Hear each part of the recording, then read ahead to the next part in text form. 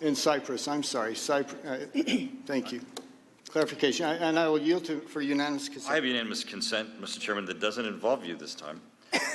It's 3 articles. The New York Times article 2004 campaign. The advisors Kerry foreign policy crew has a Clintonian Time look of the to gentleman it. has expired. Kiev Post, Holbrooke to visit Kiev, July 2004. And the Brahma News recognize you virtual later. Holbrooke meets with one Ukrainian Gentleman's time American has expired. organization. I'd like to have that unanimous Mr. Quigley, consent, you're Mr. recognized. Chairman. Mr. Quigley, you're recognized. Thank you, Madam Ambassador. It's like a Hallmark movie. You ended up at Georgetown. This is all okay.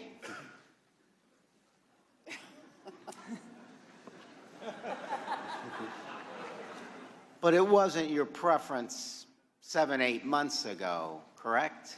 No, it was not. Wasn't your preference to be the victim of a smear campaign, was it? No. Wasn't your preference to be defamed by the President of the United States, including today, was it? No. Wasn't your preference to be ousted at seemingly the pinnacle of your career, was it? No. You wanted to finish your extended tour, correct? I did. What did you want to do after that? Did you know? I wasn't sure. There's nothing wrong with Georgetown. It's a fine place, right? It's a wonderful place. But it's your only choice at the end of a distinguished career after all that. It's not the end of a Hallmark movie. It's the end of a really bad reality TV show brought to you by someone who knows a lot about that. Why did you previously testified that you sought advice from Ambassador Sondland at this time about what to do. Is that correct? I did. And why did you reach out to the ambassador?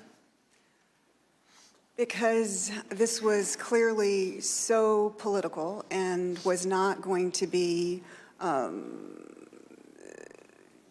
you know, the State Department was not in a position, shall we say, to manage the issue. It didn't appear to me.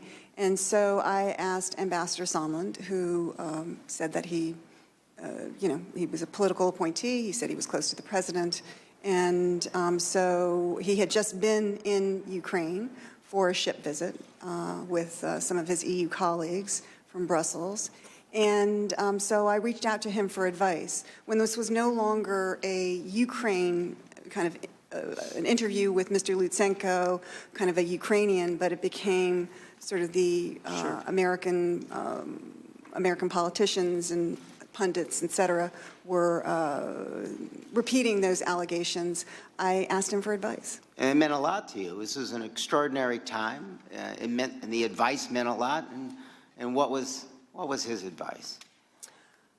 Well, he suggested that I needed to go big or go home, and he said that the best thing to do would be to, you know, send out a tweet, praise the president, that sort of thing. And what was your reaction to that advice? Well, my reaction was that I'm sure he meant well, but it was not advice that I could really follow. It felt,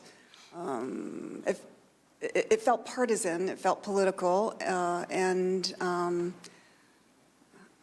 I just, that was not something that I thought was in keeping with my role as ambassador and a foreign service officer. Did he give you any specific suggestions on what to say about the President of the United States, or just say something nice about him? Yeah, just to praise him. Thank you. I yield the balance to the chairman. I want to